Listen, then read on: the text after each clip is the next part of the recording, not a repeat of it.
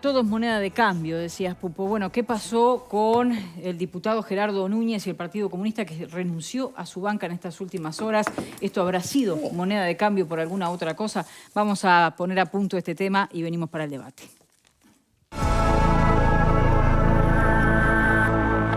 La Cámara aprobó por unanimidad la renuncia del diputado Gerardo Núñez, pero no el subsidio. Diputados de Cabildo Abierto votaron en contra. No creíamos que era en este momento necesaria, ya que el legislador hacía un largo periodo que no estaba tampoco actuando y estaba bajo licencia, así que después de un año de licencia creíamos que votar una prórroga más de un año de un seguro, por decirlo de una manera, de un subsidio, no nos parecía que correspondía.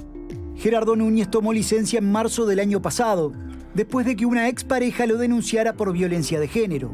Si bien la denuncia fue archivada, Núñez y el Partido Comunista resolvieron tramitar la renuncia a la Cámara.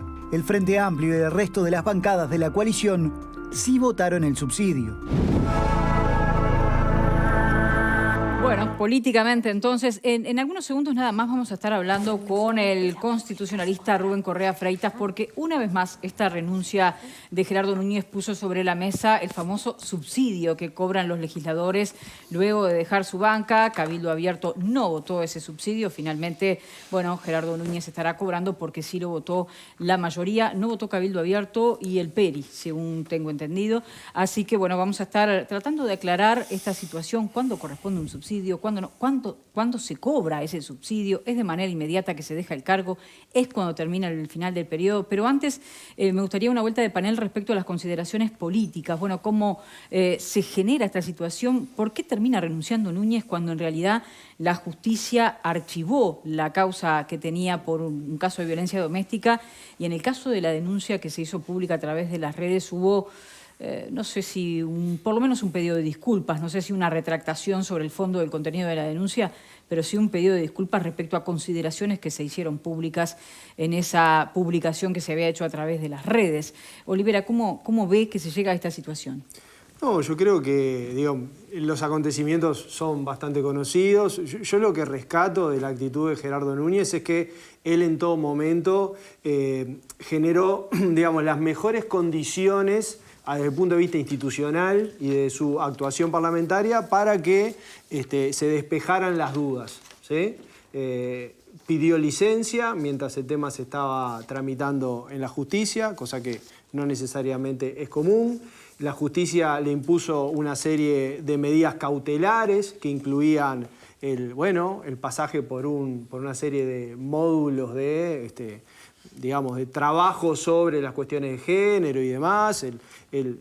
Se apegó al cumplimiento de todas las medidas cautelares. Finalmente, la justicia penal archivó la causa, pero en acuerdo con su partido y habiéndose sometido a los distintos órganos de conducta política que correspondía, él, y su partido deciden que lo mejor es renunciar, y él hoy, o ayer hizo sus descargos personales a través de la red Facebook, sobre lo privado o el contenido de los acontecimientos que lo involucran. La verdad es que no podría expedirme porque, eso no lo conozco. Él sí se ampara en que el archivo de la causa se refiere a su inocencia, pero también la renuncia o el pedido, el acuerdo con su partido de que existe una renuncia, habla de que se entendió lo más conveniente o que era inconveniente continuar en el cargo. Desde ese punto de vista yo creo que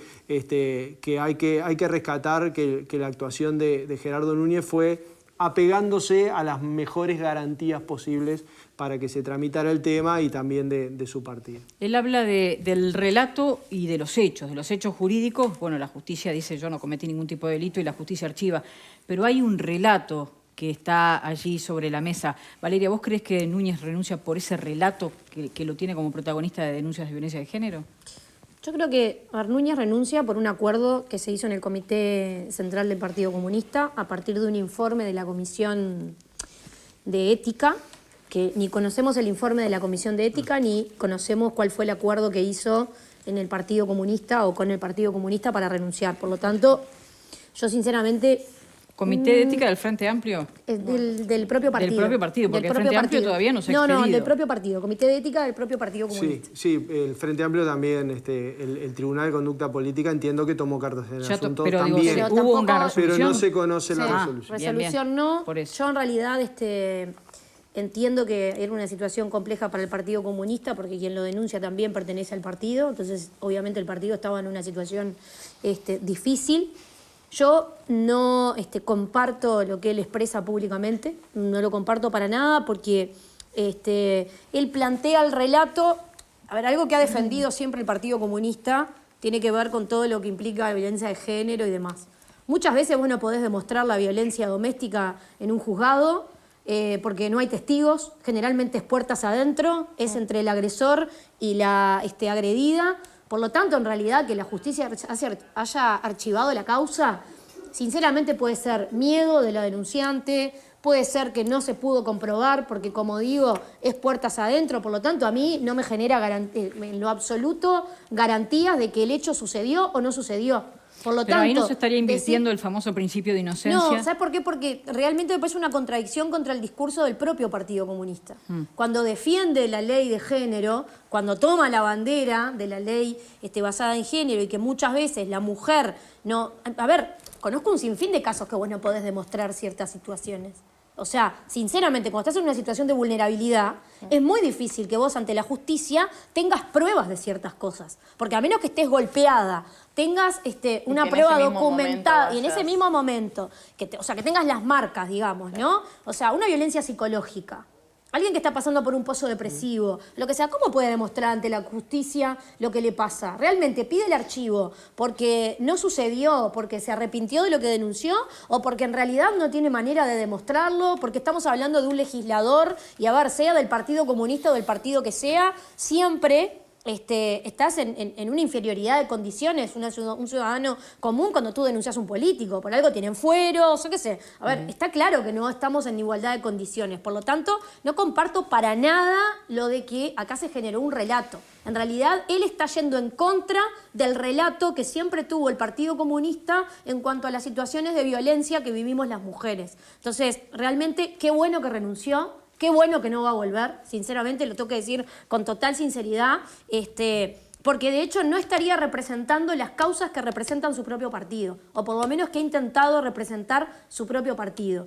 Después, bien, en cuanto al subsidio... Ahora vamos a hablar del subsidio, no te me adelantes porque... En realidad, no, ahí no lo personalizo en él porque me parece que si se van a debatir... justamente, vamos a tratar de abrirlo en general con algunos elementos. Fernanda, esta renuncia concretamente, ¿qué te genera? Yo creo que estas contradicciones que marcaba Valeria son bien importantes y yo agrego otra, un poco en línea en lo que mencionaba Diego. Cuando uno ve los descargos de Núñez y los argumentos, hay algo que no, o sea, o es una cosa o es la otra. O existe, o él defiende su inocencia basada en el archivo de esta denuncia con todas las cuestiones que marca Valeria que pueden ser, pero entonces ¿por qué se estaría dando la renuncia basándose en esa defensa y en esa confirmación de su inocencia con el archivo de la causa? Eso es lo que no termina de quedar claro. O su partido entiende que es inocente, avalado por el archivo de la causa, que es en lo que él se ampara, pero entonces no me queda claro por qué se estaría dando la renuncia. Creo que ahí es cuando no se tiene un mensaje claro hacia la ciudadanía por parte del Partido Comunista, en este caso más allá de Gerardo Núñez. Si se entiende que una persona es inocente, no se estaría... Se la estaría respaldando. Se estaría respaldando, no se estaría avalando una renuncia. Entonces creo que ahí es donde uno, que lo ve de afuera, porque a mí también me faltan 10.000 elementos de este tema para poder opinar con solvencia, uno lo ve de afuera y dice, bueno, pero acá hay una contradicción clarísima. ¿Es una cosa o es la otra? Pupo. Bueno, Gerardo Núñez no tuvo una denuncia, tuvo dos. Una se archivó y la otra salió sobreseído. En definitiva, ahí me adhiero un poco a lo que dice Valeria, ¿no? Una cosa es el derecho positivo y el derecho que surge de los tribunales, y otra cosa es el derecho natural, o sea, la justicia. Yo, respecto del derecho positivo, no tengo dudas de que Núñez es inocente, pero no estoy seguro de que hayan sido justos.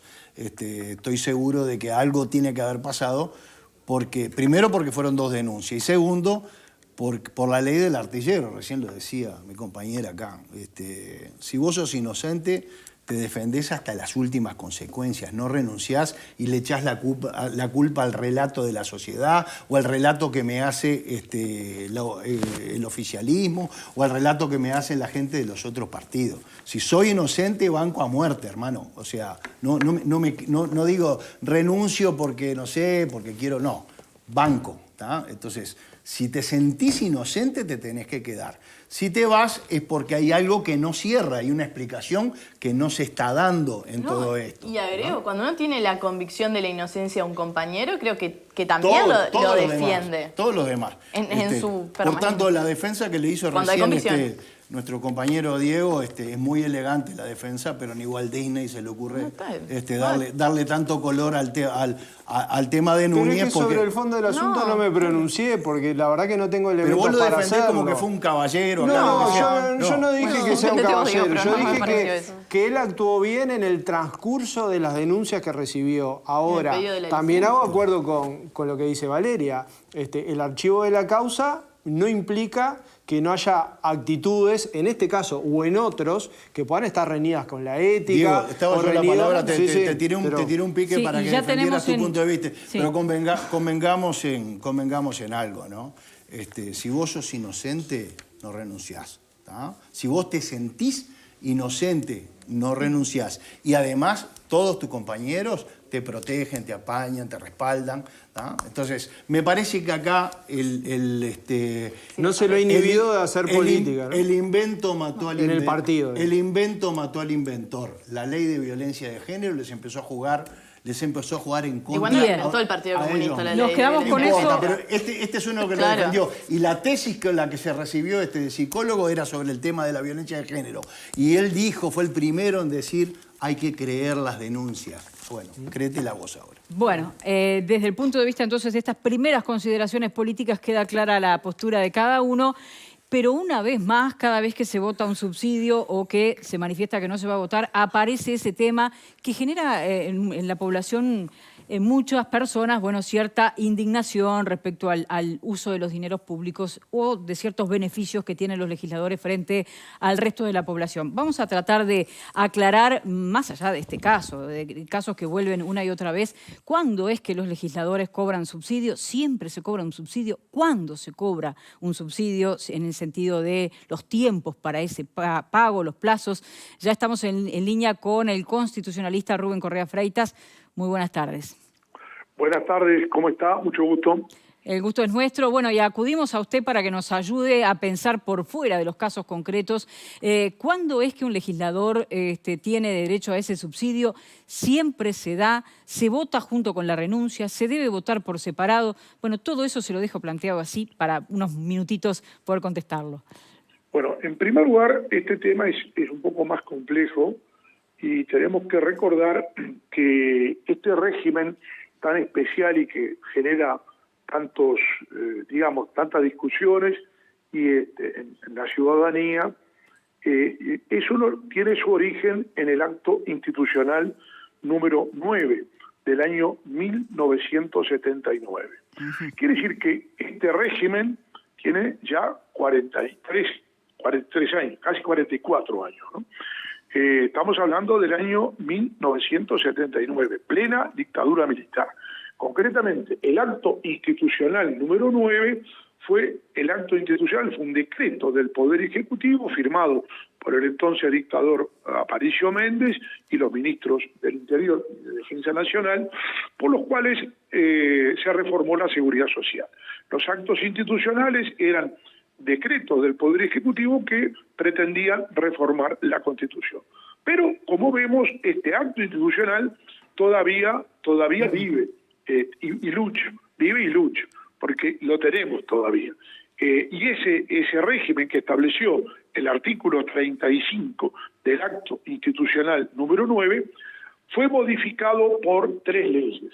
Tenemos, por un lado, el acto institucional número 9 del año 79, tenemos luego una ley del año 1987, la ley 15.900, Luego tenemos una segunda ley en el año 1991, que es la ley 16.195, y por último tenemos una ley del año 2010, que es la ley 18.719 de 27 de diciembre de 2010.